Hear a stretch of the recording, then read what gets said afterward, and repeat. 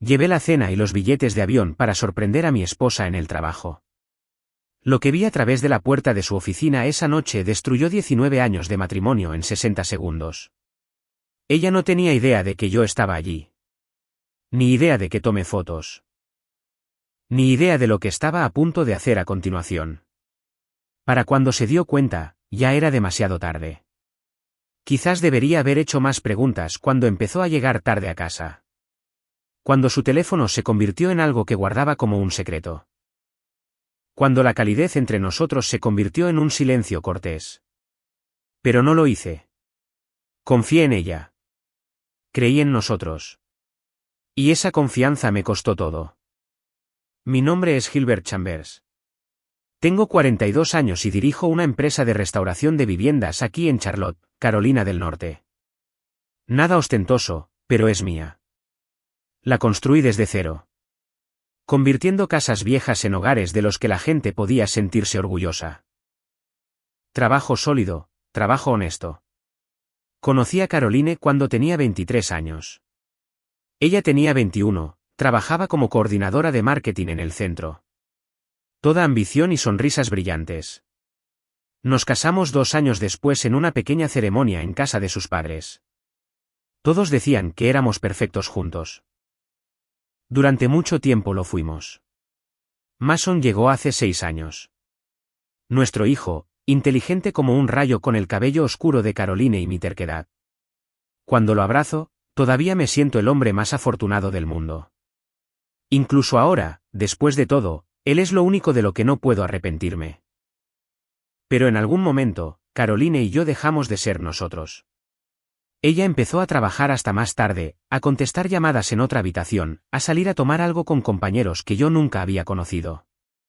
La ascendieron a gerente senior de marketing el año pasado. Oficina más grande, salario más alto, mayores expectativas. Me dije a mí mismo que era solo el estrés del trabajo. Hace 3 semanas, decidí arreglarlo. Hice reservas en Bellotera, un restaurante italiano que a Caroline le encantaba. Incluso compré billetes de avión a Asheville para un fin de semana largo. Una cabaña en las montañas, solo nosotros. Metí esos billetes en mi cartera como si estuvieran hechos de esperanza. Llegó el día. Me arreglé después del trabajo. Me puse la camisa que ella siempre decía que me hacía lucir guapo. Mason se quedaba con mi hermana. Todo estaba listo. Entonces llegó su mensaje a las 6:15. Cariño, lo siento mucho. Atrapada en la oficina. Gran presentación mañana. ¿Podemos posponerlo? Me quedé mirando ese mensaje durante mucho tiempo. Podría haberme enojado, pero en lugar de eso tomé una decisión. Si ella no podía venir a cenar, yo le llevaría la cena a ella. Llamé a Bellotera, pedí su orden para llevar, compré vino en la tienda, margaritas en la gasolinera, incluso garabateé una nota. Pensé en traerte la cita. El viaje duró 25 minutos. No dejaba de pensar en su cara cuando me viera entrar. Cómo sonreiría, esa sonrisa real que no había visto en meses. Entré al garaje de su edificio un poco después de las 7, agarré todo y subí. El viaje en ascensor al 8º piso se sintió más largo de lo habitual. Cuando las puertas se abrieron, el pasillo estaba oscuro, la mayoría de las luces apagadas. Su oficina estaba al final, la tercera puerta desde la esquina. La luz estaba encendida. Caminé lentamente hacia ella, luego me detuve. Escuché risas. Su risa, la clase de risa que solía darme, y luego escuché su voz. La puerta estaba ligeramente abierta, quizás 3 pulgadas. Mi estómago se tensó. Algo en mi instinto me dijo que diera la vuelta, pero no lo hice. Me acerqué y miré dentro. Caroline estaba sentada en el borde de su escritorio, con una copa de vino en la mano, usando ese vestido azul marino que le compré. De pie frente a ella estaba Preston Miles. Su jefe, alto, de 40 años, el tipo de hombre que parecía haber nacido con un traje puesto. Su mano descansaba cerca de su muslo. Ella extendió la mano, tocó su corbata, y luego se besaron. No un pico, un beso real. Largo, lento, deliberado. Me quedé allí congelado, sosteniendo comida italiana fría, vino y margaritas marchitas. Mis manos empezaron a temblar. Retrocedí, saqué mi teléfono y tomé fotos. 3 de ellas, ángulos claros, sus caras visibles. Eso era todo lo que necesitaba. Me di la vuelta y me alejé, llegué al ascensor, entré. Cuando las puertas se cerraron, me apoyé contra la pared y solté un aliento que no sabía qué estaba conteniendo. Afuera, crucé hacia un cubo de basura y me detuve. Por un momento, me quedé allí de pie. Luego saqué los billetes de avión, los miré y los arrugué. Los tiré, luego las flores, la comida, el vino, uno por uno. Cuando llegué a mi camioneta, me senté al volante y lo agarré hasta que mis nudillos se pusieron blancos. No lloré, no grité. Simplemente me senté allí y sentí que algo dentro de mí se enfriaba. No roto, solo frío, claro. Encendí el motor y me dirigí a casa. Y mientras salía de ese garaje, un pensamiento seguía rondando mi mente: esto no ha terminado. Esto es solo el comienzo.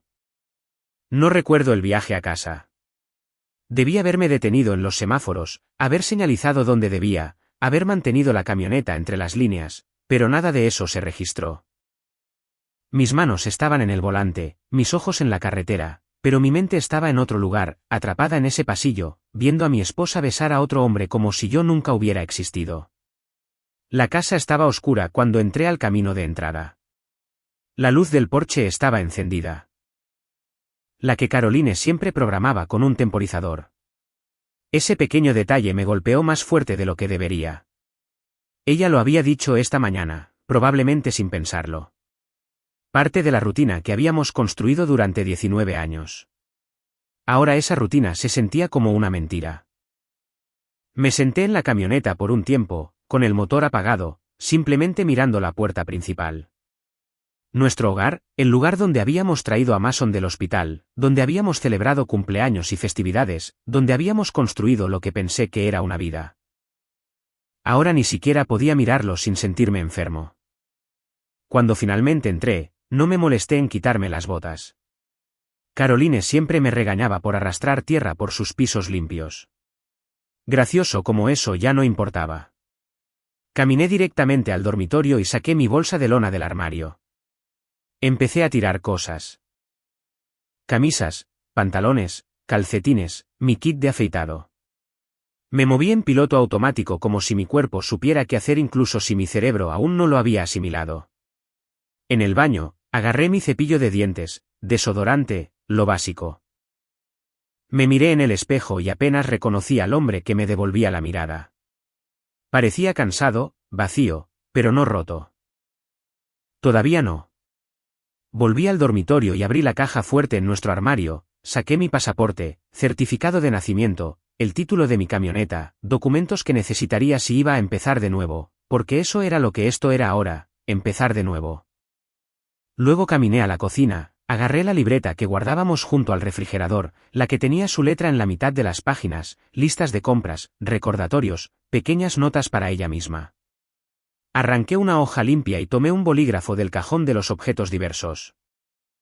Por un momento, simplemente me quedé allí, con el bolígrafo flotando sobre el papel. ¿Qué le dices a alguien que acaba de destruir todo? ¿Qué palabras podrían posiblemente expresar el peso de lo que había visto? Al final, lo mantuve simple. 5 palabras, todas en mayúsculas. Cada letra presionada con la fuerza suficiente para dejar una marca. Espero que haya valido la pena. Sin nombre, sin firma, sin explicación, solo esas 5 palabras sentadas en el centro de la página como una bomba a punto de explotar. La coloqué en la mesa de la cocina, justo en el medio, donde no podría pasarla por alto. Ella volvería a casa eventualmente, cruzaría esa puerta y la encontraría. Y cuando lo hiciera, lo sabría. Sabría que yo lo sabía. Volví al dormitorio por última vez. En la mesita de noche había una foto nuestra del día de nuestra boda. Jóvenes, sonrientes, creyendo en él para siempre. La recogí, la miré durante un largo momento, luego la puse boca abajo. No podía soportar ver esas sonrisas nunca más. No podía soportar ver quiénes éramos. Mi teléfono estaba en mi bolsillo. Lo saqué, lo apagué, le quité la tapa trasera y extraje la tarjeta SIM. La sostuve entre mis dedos por un segundo, luego caminé a la cocina y la tiré por el triturador de basura. No lo encendí. Simplemente la dejé allí, muerta e inútil. Ella no podría comunicarse conmigo. Ni esta noche. Ni mañana. Quizás nunca. Agarré mi bolsa de lona, me la colgué al hombro y salí por la puerta principal sin mirar atrás. No la cerré. No apagué las luces. Simplemente me fui. Conduje al otro lado de la ciudad hasta un motel por el que había pasado 1000 veces, pero que nunca pensé que necesitaría. De Pines Inn, encajado entre una gasolinera y una casa de empeños. Un letrero de neón zumbando en la oscuridad. La pintura se desprendía de la oficina principal. El tipo de lugar donde nadie hace preguntas. Pagué en efectivo por 3 noches. El tipo de la recepción apenas levantó la vista, simplemente me deslizó una llave y volvió a su teléfono. Habitación 106. Caminé por el pasillo exterior, abrí la puerta y entré. La habitación olía a cigarrillos viejos y ambientador barato. Alfombra fina, colcha descolorida, un calentador que traqueteaba cuando lo encendí. Había un televisor atornillado a la cómoda, el control remoto pegado con cinta aislante. No era mucho, pero no necesitaba serlo. No estaba allí para ponerme cómodo. Estaba allí para pensar. Dejé mi bolsa en la esquina y me senté en el borde de la cama. El colchón se hundió bajo mi peso. Me incliné hacia adelante, los codos en las rodillas, y miré la pared. Mi teléfono se había ido. Mi casa estaba detrás de mí. Mi esposa probablemente todavía estaba en esa oficina, quizás todavía con él, quizás preguntándose dónde estaba yo a estas alturas. O quizás no estaba pensando en mí en absoluto. Me senté allí en silencio, sintiendo el peso de todo presionando sobre mi pecho. Pero debajo de todo, algo más estaba surgiendo. No ira, todavía no. Algo más frío, más agudo. Un plan que se formaba en el fondo de mi mente, pieza por pieza. Ella me había quitado todo. Mi confianza, mi matrimonio, mi sensación de seguridad. Ahora era mi turno. No iba a gritar ni a romper cosas ni a armar un escándalo. Ese no era yo. Pero me iba a asegurar de que ella entendiera exactamente lo que había perdido. Silenciosamente, metódicamente, completamente. Saqué mi cartera y la abrí. Dentro había una tarjeta de visita que había guardado durante años, por si acaso. Singleton y Brooks, abogados, letras doradas, dirección cerca del juzgado. Mañana por la mañana, haré una llamada. Mañana, todo esto se volvería real. Pero esta noche, simplemente me senté en esa barata habitación de motel, dejando que el silencio se asentara a mi alrededor y planeando mi siguiente movimiento. Me desperté en esa habitación de motel antes del amanecer. No dormí mucho, quizás 2 horas como máximo. Cada vez que cerraba los ojos, la veía a ella. Los veía a ellos. La imagen estaba grabada en mi cerebro, y ninguna cantidad de agotamiento podía borrarla. Me levanté, me salpiqué la cara con agua fría y me miré en el espejo. El hombre que me devolvía la mirada no era el mismo que había entrado en ese edificio de oficinas la noche anterior. Ese hombre había sido esperanzado, confiado, quizás incluso un poco ingenuo. Este hombre era otra cosa. Más duro, más frío, más concentrado. Agarré la tarjeta de visita de mi cartera. Singleton y Brooks. Los llamaría tan pronto como abrieran. Pero primero, necesitaba poner otra cosa en marcha. A las 7:30, ya estaba vestido y fuera de la habitación. Conduje hasta una cafetería al otro lado de la ciudad. Pedí café negro y huevos revueltos que no toqué. Me senté en un rincón con mi teléfono, el de usar y tirar que había comprado en una tienda de conveniencia de camino. Barato, anónimo, y localizable, perfecto. A las 8, hice la llamada. La recepcionista respondió al segundo timbrazo. Voz agradable, tono profesional. Le dije que necesitaba hablar con alguien sobre la presentación de un divorcio. Ella no dudó, no hizo preguntas, simplemente dijo, ¿puede venir a nuestra oficina? Pude. La siguiente llamada fue al banco.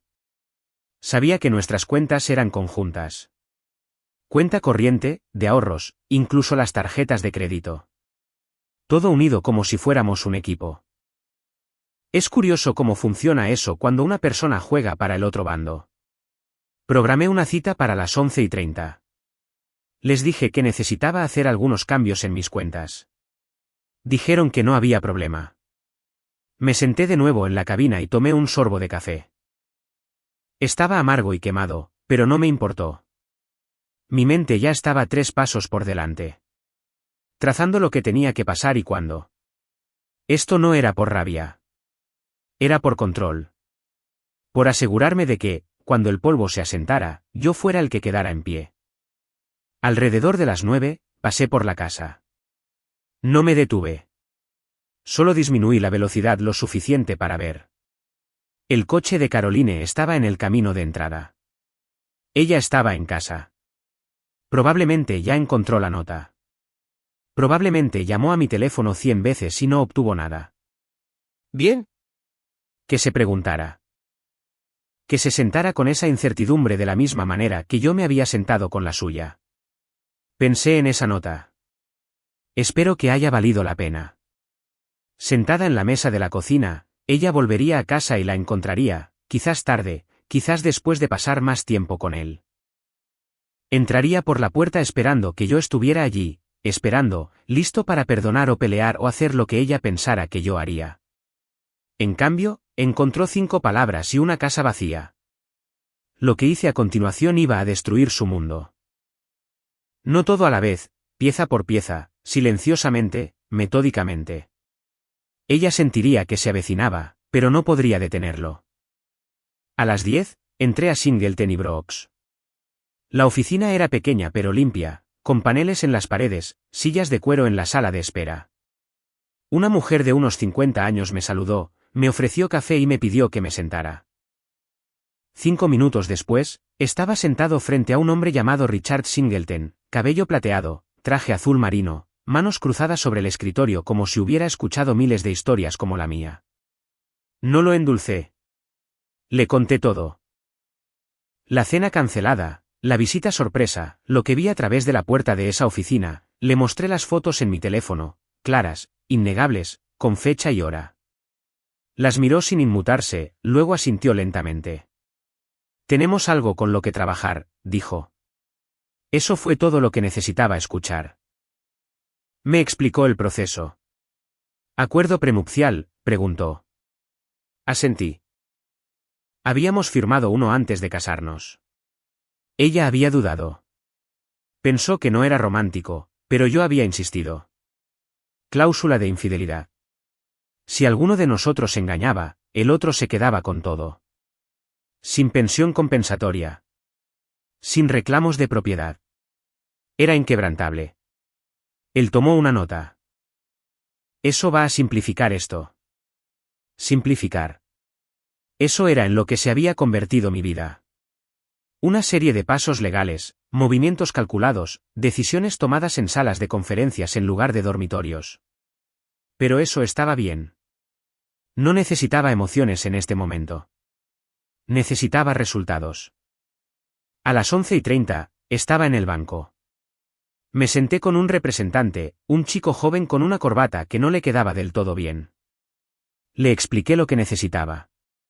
Cerrar las cuentas conjuntas, mover todo a una nueva cuenta solo a mi nombre, congelar las tarjetas de crédito. Me preguntó si mi esposa lo sabía. Dije que lo sabría pronto. Tardó unos 40 minutos. Cuando salí, cada dólar que habíamos ahorrado juntos, cada línea de crédito que habíamos compartido, estaba bloqueado. Ella no podría comprar gasolina sin efectivo en su bolso.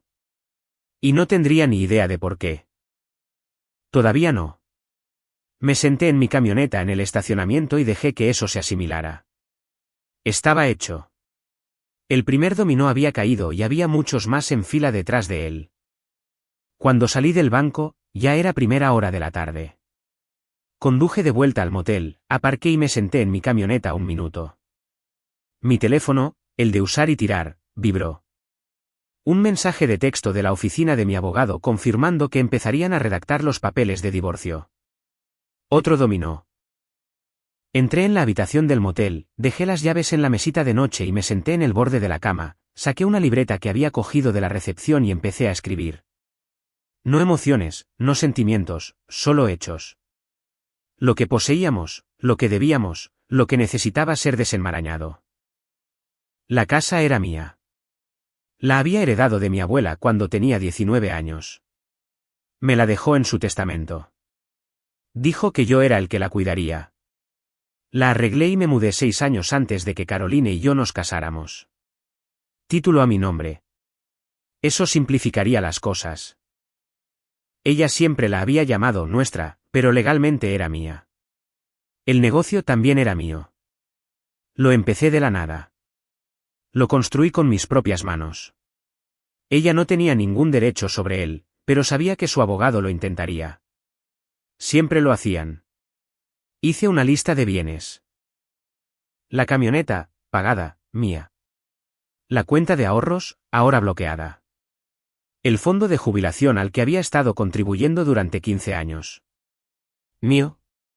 Ella tenía su propio plan 401k del trabajo. Su propio coche. En papel, habíamos estado viviendo vidas financieras separadas más de lo que me había dado cuenta. Eso funcionaría a mi favor. Luego escribí lo único que importaba más que todo lo demás combinado, Mason, de 6 años. Mi hijo, lo único bueno que había salido de este matrimonio. No iba a dejar que ella lo usara como palanca. No iba a dejar que me pintara como el malo y tratara de quitármelo. Lucharía por él con todo lo que tenía. Mi abogado había mencionado contratar a un investigador privado.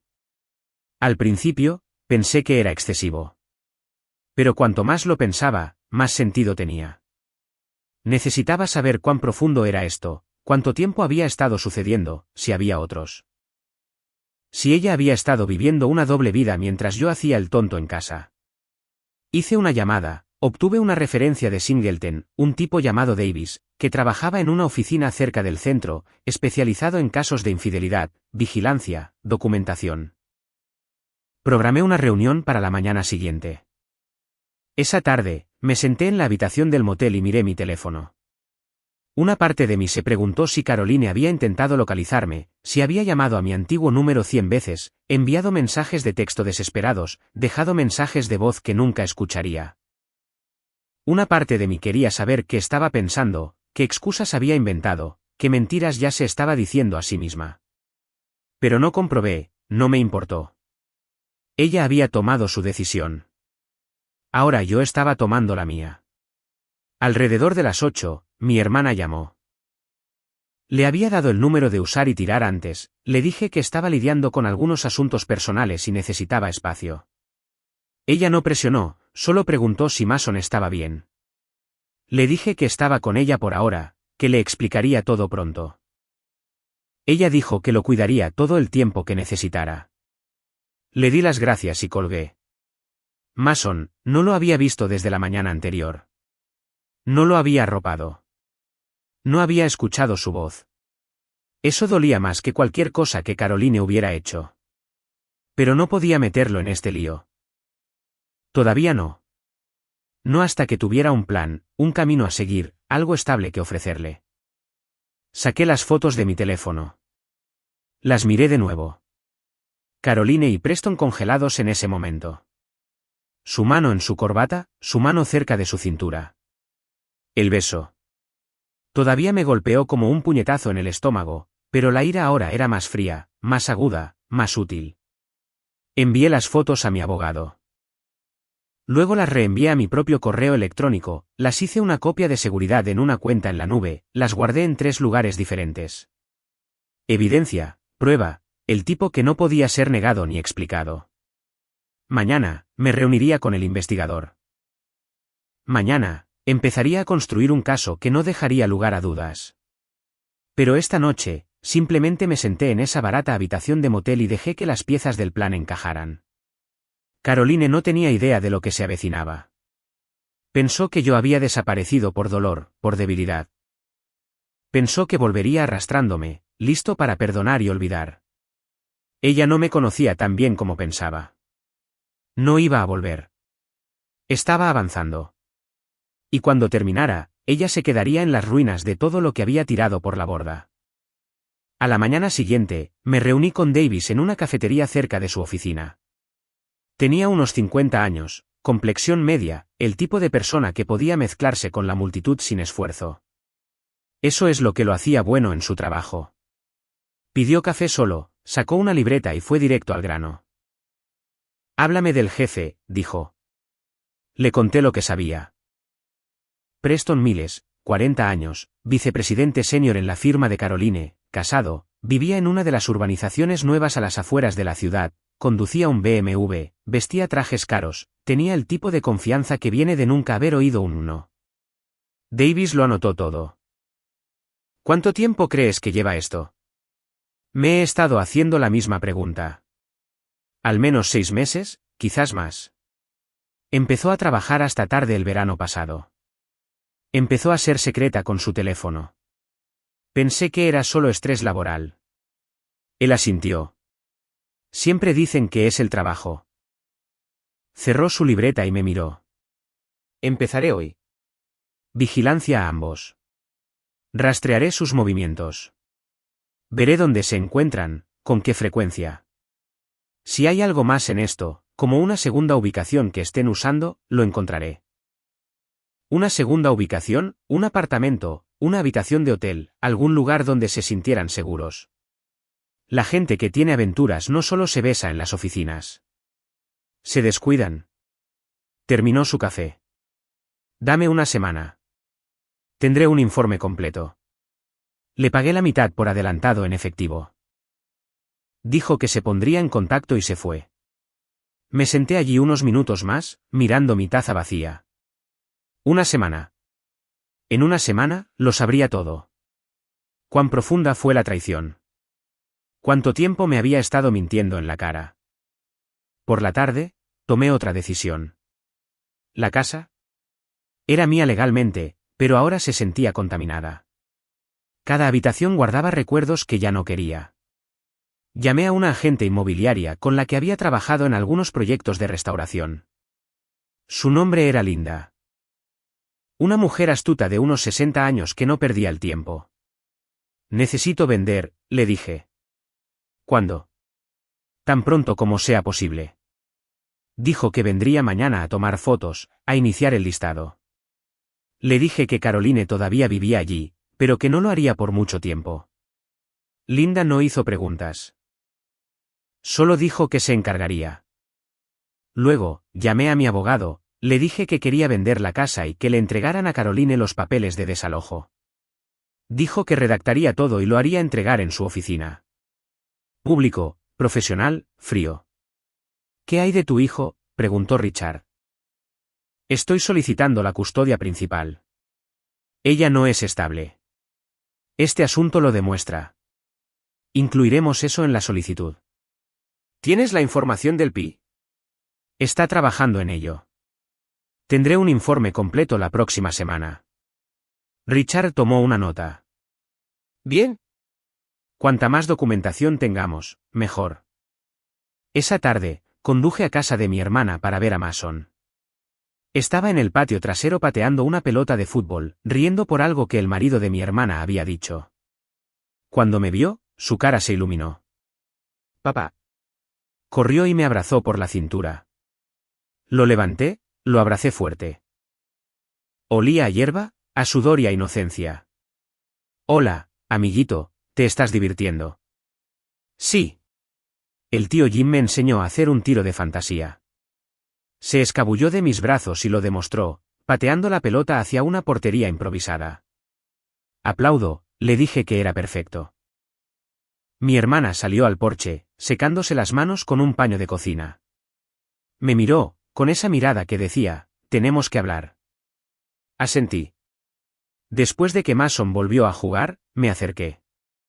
¿Cuánto tiempo va a durar esto?, preguntó ella en voz baja. No lo sé. ¿Unas semanas más, quizás? Gil, está preguntando por su madre. No sé qué decirle.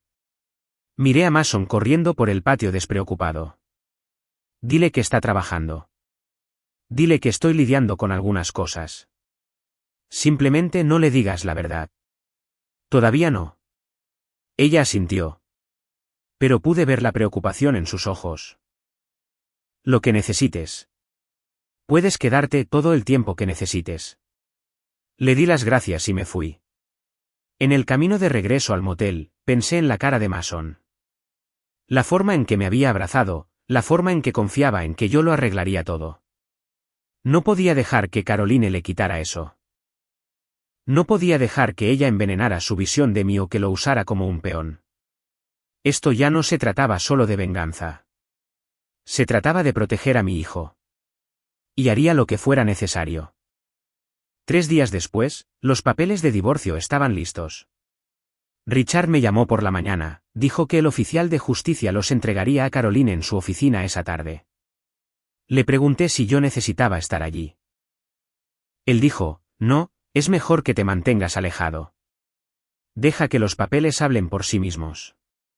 Pasé el día trabajando. Acepté un pequeño trabajo de reemplazo de tablas de cubierta podridas para un cliente al otro lado de la ciudad, solo para mantener mis manos ocupadas, martillando clavos, cortando madera. Me ayudó a despejar la cabeza.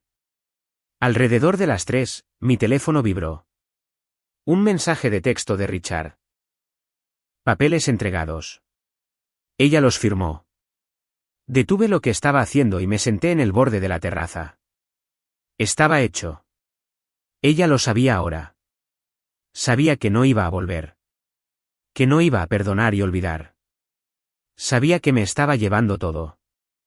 Esa tarde, Davis llamó. Tengo algo. Nos reunimos en una cafetería en las afueras de la ciudad. Deslizó una carpeta amarilla sobre la mesa. La abrí. Dentro había fotos, docenas de ellas. Caroline y Preston saliendo juntos de su edificio de oficinas.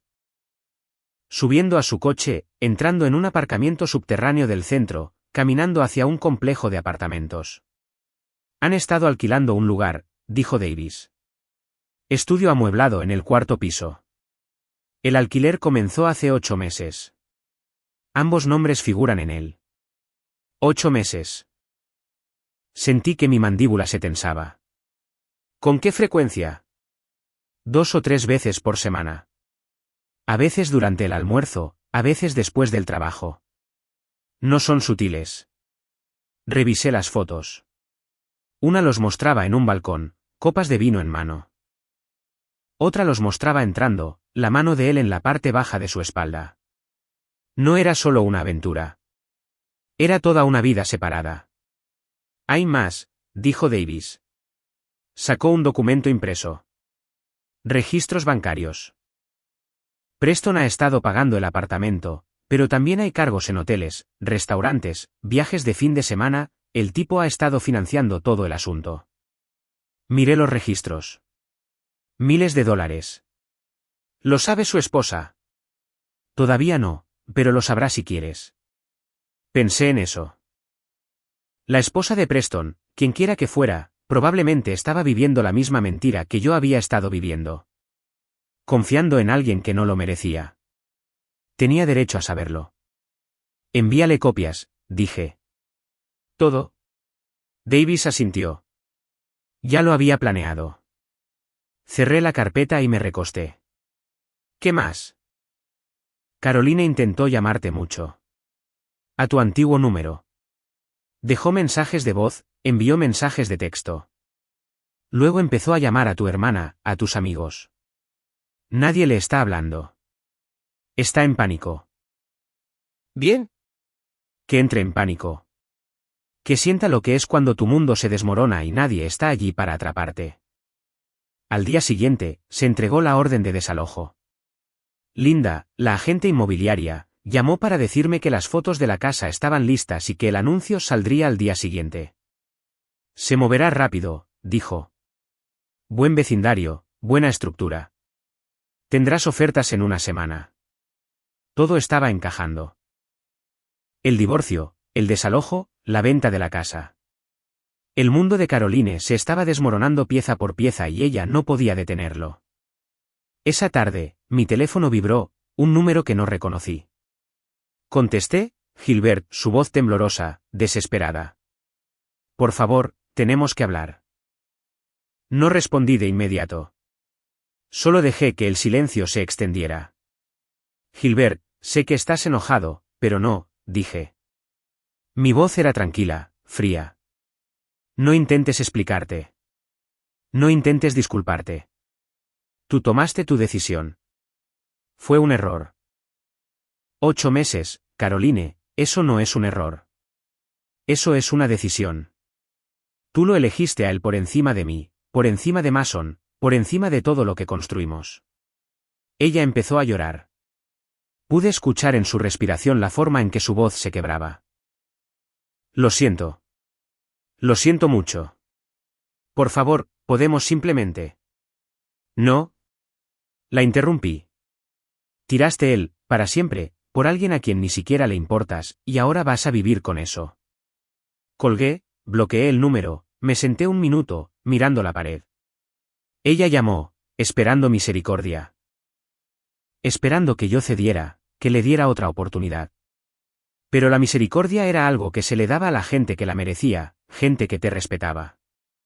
Ella no. Abrí la carpeta que Davis me había dado y volví a mirar las fotos.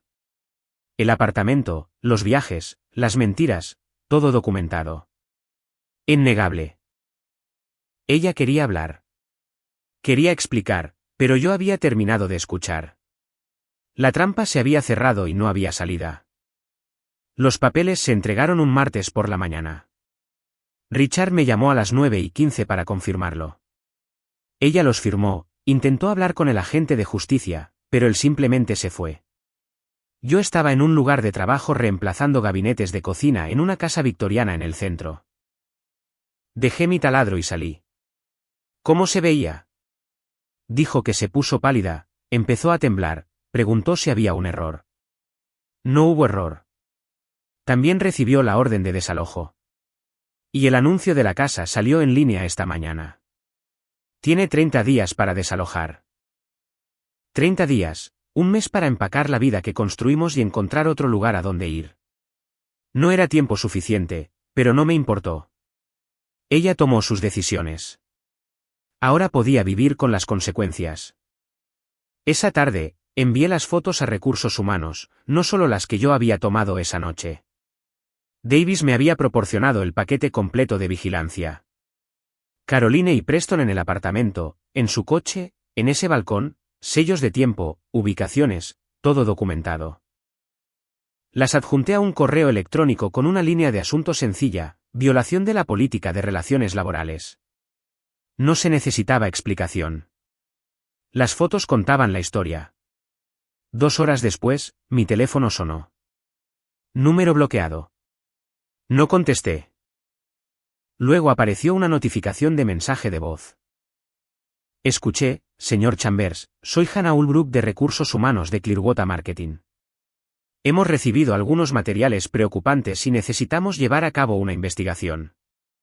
Si tiene alguna información adicional, por favor, póngase en contacto con nosotros lo antes posible. No devolví la llamada. Tenían todo lo que necesitaban. Para el jueves por la mañana, la noticia se había extendido. Mi hermana llamó. La gente está hablando. Alguien de la oficina de Caroline se puso en contacto con una amiga mía. Dijo que hubo un gran escándalo. 2 personas importantes despedidas. Caroline y Preston. Ella no dijo nombres, pero sí. Dijo que sucedió de la noche a la mañana. Seguridad los sacó con cajas. Me recosté contra la cabecera del motel. Estaba hecho. Caroline había perdido su trabajo, la carrera que había pasado años construyendo, la posición de la que estaba tan orgullosa, todo porque no pudo mantener las manos alejadas de un hombre casado. La esposa de Preston también había recibido las fotos. Davis lo había confirmado ayer. Ella había solicitado el divorcio en cuestión de horas, llevó a los niños a casa de su hermana, cambió las cerraduras. Preston vivía ahora en un hotel, luchando por encontrar un abogado que pudiera minimizar el daño. Su aventura no solo les había costado sus trabajos. Había hecho estallar 2 matrimonios, desplazado a 4 niños, destruido 2 carreras, y todo había comenzado con un beso que yo había visto a través de una puerta entreabierta. Esa tarde, conduje a casa de mi hermana para ver a Mason.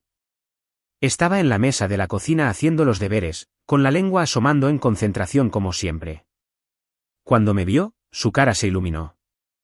Papá, mira, saqué una estrella dorada en mi examen de ortografía. Me senté a su lado, miré el papel cubierto con su cuidadosa caligrafía. Eso es genial, amiguito. Estoy orgulloso de ti. ¿Mamá viene a buscarme pronto? La pregunta me golpeó como un puñetazo en el estómago. Miré a mi hermana que estaba de pie en la puerta. Ella me dio un pequeño asentimiento. Dile algo. Todavía no, amigo. Mamá está lidiando con algunas cosas del trabajo. Pero la verás pronto. Él asintió, pareció satisfecho con esa respuesta. Y volvió a sus deberes. Lo observé por un momento. Esta pequeña persona que no tenía idea de que su mundo se estaba desmoronando a su alrededor. Lo protegería de esto todo el tiempo que pudiera. No necesitaba conocer los feos detalles. Todavía no. Quizás nunca. Mi hermana me acompañó al porche. ¿Cuánto tiempo más, Gil? No lo sé. ¿Unas semanas más, quizás? Estoy solicitando la custodia principal. Una vez que eso esté resuelto, resolveré el resto. Pregunta por ella todos los días. Lo sé. Sigue diciéndole que está ocupada. Yo me encargaré cuando sea el momento adecuado. Ella me apretó el brazo. Estás haciendo lo correcto. No estaba seguro de eso. Ya no estaba seguro de nada, pero sabía que no podía dejar que Caroline se acercara a Mason hasta que esto terminara. No podía arriesgarme a que ella lo usara para manipularme o le contara mentiras sobre por qué papá se fue. En el camino de regreso al motel, mi teléfono vibró. Número desconocido. Contesté, destruiste mi vida. La voz de Caroline era áspera y quebrada. Perdí mi trabajo. Estoy perdiendo la casa. No tengo nada. Lo tenías todo, dije en voz baja. Tú lo tiraste. Cometí un error. 8 meses no es un error. Es una elección. Lo elegiste a él. Elegiste ese apartamento. Elegiste mentirme todos los días. Ella estaba llorando ahora. La voz se le quebraba. Por favor, Gil, haré cualquier cosa. Iré a terapia. Renunciaré. Ya renunciaste. Te despidieron. No hagas esto. Por favor.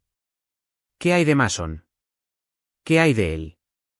No pensaste en él cuando estabas con Preston. No puedes usar a nuestro hijo para culparme ahora. Él necesita a su madre.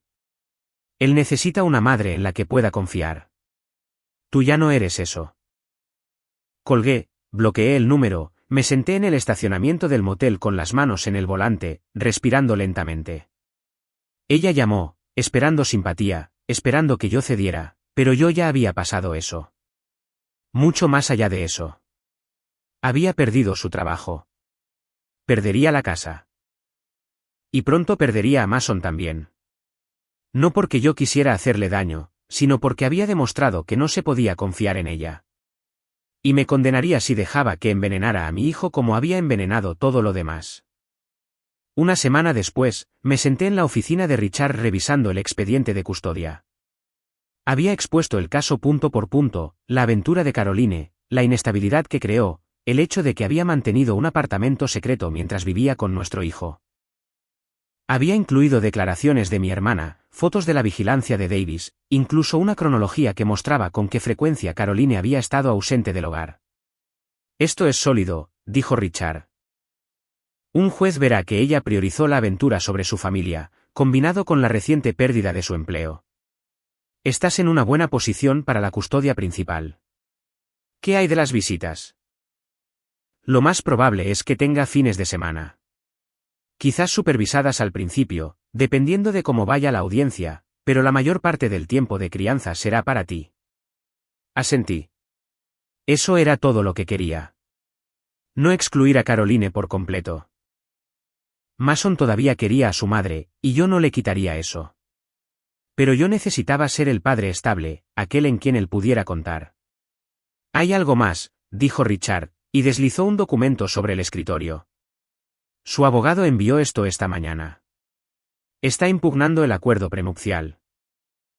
Lo recogí, escaneé el lenguaje legal.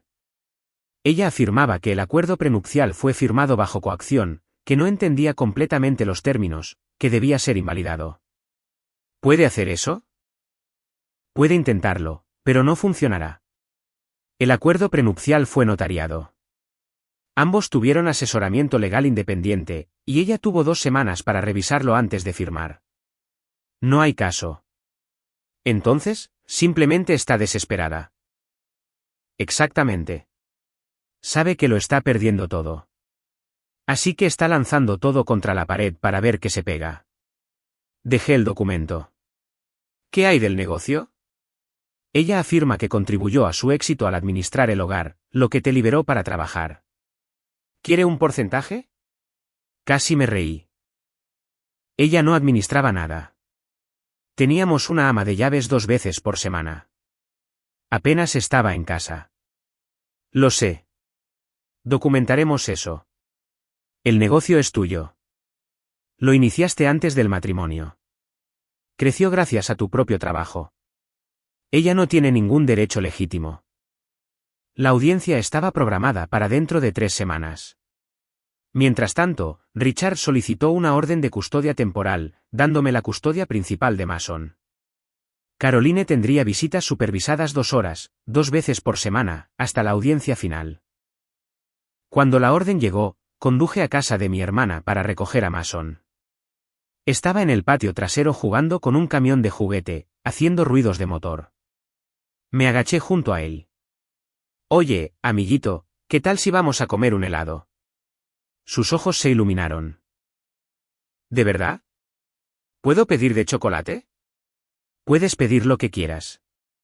Condujimos a la heladería de Main Street, la de la señal pintada a mano y el mostrador antiguo. Mason pidió una bola doble de chispas de chocolate. Yo pedí café solo. Nos sentamos en una mesa junto a la ventana y él balanceó las piernas, lamiendo su cono con intensa concentración. Papá. Sí, amiguito. ¿Cuándo voy a casa? Tomé un sorbo de café. Pronto. Hoy vienes a casa conmigo. Vamos a quedarnos en un lugar nuevo por un tiempo. ¿Y mamá? Verás a mamá los fines de semana, pero la mayor parte del tiempo estarás conmigo. Él pensó en eso. Frunció el ceño. Mamá y tú tuvieron una pelea. Algo así. Sí. ¿Se van a divorciar? Las palabras sonaron extrañas saliendo de un niño de 6 años. Dejé mi café y lo miré. Sí, amiguito. Nos vamos a divorciar. Él asintió lentamente como si lo hubiera sospechado. ¿Es por mí? No.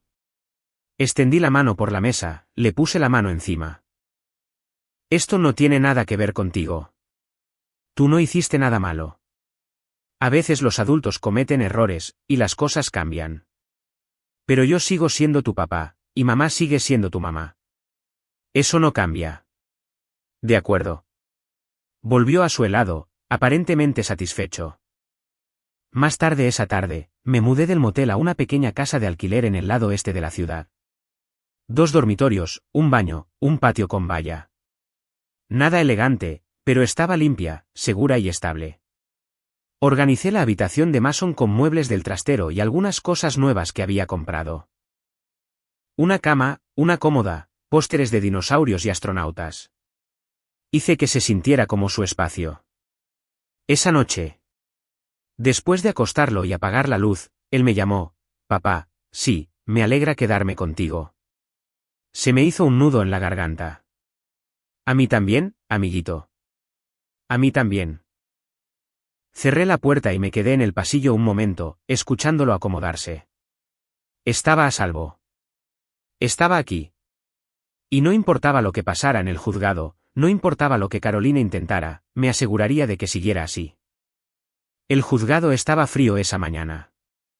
Me senté en el pasillo fuera de la sala del tribunal con Richard, viendo a la gente ir y venir, abogados con trajes impecables, familias apiñadas, oficiales del tribunal moviéndose con eficiencia practicada. Mason estaba con mi hermana. Le dije que tenía una reunión importante, nada de qué preocuparse. Caroline llegó 15 minutos tarde, luciendo más pequeña de lo que recordaba. Había perdido peso, su ropa le quedaba holgada y tenía ojeras. Su abogado era joven, nervioso, revolviendo papeles como si no estuviera seguro de lo que estaba haciendo. Se sentaron en el banco opuesto y Caroline seguía mirándome. Yo no le devolví la mirada. Cuando nos llamaron, la sala del tribunal se sintió más grande de lo que debería haber sido. Techos altos, paneles de madera, un estrado del juez que parecía cernirse sobre todo. La jueza Patricia Hendrick presidía, una mujer de unos 60 años con el pelo gris acero y ojos que no se perdían nada. Richard presentó nuestro caso metódicamente. La aventura documentada con sellos de tiempo y fotos. El contrato de alquiler del apartamento secreto a nombre de ambos. La pérdida de empleo de Caroline. La inestabilidad. Pintó un cuadro de alguien que había priorizado sus propios deseos sobre su familia, que engañó a su marido y descuidó sus responsabilidades como madre. El abogado de Caroline intentó defenderse, afirmó que era una buena madre, que había cometido un error, pero que estaba recibiendo terapia. Dijo que yo estaba siendo vengativo, tratando de castigarla quitándole a su hijo. No presentó pruebas, solo apelaciones emocionales que no tuvieron éxito. Entonces Richard jugó su última carta. Su señoría, tenemos razones para cuestionar la paternidad. La sala quedó en silencio. La cara de Caroline se puso blanca. Richard deslizó un documento hacia la jueza. El señor Chambers solicitó recientemente una prueba de ADN para Mason. Los resultados llegaron hace 2 días. Mi corazón latía con fuerza. Había pedido la prueba hacía 3 semanas después de encontrar una vieja tarjeta de cumpleaños de Preston metida en el cajón de la oficina de Caroline en casa, fechada hace 6 años y medio, solo unos meses antes de que naciera Mason. La coincidencia me había carcomido hasta que no pude ignorarla. La jueza Henricks revisó el documento, su expresión ilegible. Luego levantó la vista. ¿Y los resultados? Mason es biológicamente hijo del señor Chambers, dijo Richard. Pero el hecho de que el señor Chambers se sintiera obligado a verificar esto habla del nivel de engaño y desconfianza creado por las acciones de la señora Chambers. El abogado de Caroline se puso de pie de un salto. Objeción. Esto es inflamatorio. Denegada, dijo la jueza Hendrick en voz baja. Siéntese, consejero. La audiencia duró 1 hora más. Caroline subió al estrado, llorando, pidiendo disculpas, suplicando otra oportunidad. Observé su actuación con curiosidad distante. Esta era la mujer con la que había pasado 19 años, y no sentía nada. Cuando terminó, la jueza Hendrick no tardó mucho en decidir. La custodia física principal se otorga al señor Gilbert Chambers. La señora Chambers tendrá visitas supervisadas cada 2 fines de semana hasta nueva revisión. El señor Chambers conserva todos los bienes según lo estipulado en el acuerdo prenupcial. Este tribunal considera el acuerdo prenupcial válido y aplicable. El mazo cayó. Los sollozos de Caroline resonaron en la sala del tribunal. Afuera, Richard me estrechó la mano. Victoria limpia. Ella no tiene motivos para apelar. Asentí, sintiendo el peso de todo. Mason era mío. La casa se vendería. El dinero se dividiría según la cláusula de infidelidad del acuerdo prenupcial, lo que significaba que yo obtenía el 70%. El negocio seguía siendo mío. Todo lo que había construido estaba protegido. Esa tarde, recogí a Mason de casa de mi hermana. Corrió hacia mí como siempre lo hacía. Y lo levanté. ¿Cómo estuvo tu reunión, papá? Fue bien, amiguito. Muy bien. ¿Eso significa que me quedo contigo? Sí, te quedas conmigo. Me abrazó fuerte por el cuello. Y por primera vez en semanas, sentí algo cercano a la paz. 4 meses después, la vida había encontrado un nuevo ritmo. La casa de alquiler se había convertido en hogar. No solo un lugar donde nos quedábamos, sino un lugar que se sentía nuestro. Los juguetes de Mason estaban esparcidos por la sala de estar. Sus dibujos cubrían el refrigerador, y cada mañana comenzaba con panqueques y él contándome sus sueños.